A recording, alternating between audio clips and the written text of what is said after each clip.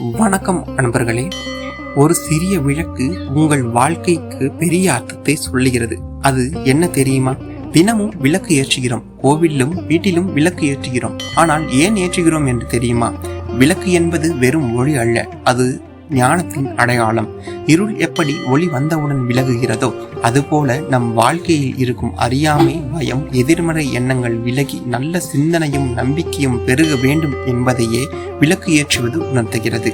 ஆன்மீக மரபுகளில் தீபஜோதி என்பது இறையருளின் சின்னமாகவும் மங்களத்தின் அடையாளமாகவும் கருதப்படுகிறது. அதனால்தான் காலை மாலை விளக்கு ஏற்றி இறைவனை வழிபடும் வழக்கம் தலைமுறைகளாக தொடர்ந்து வருகிறது.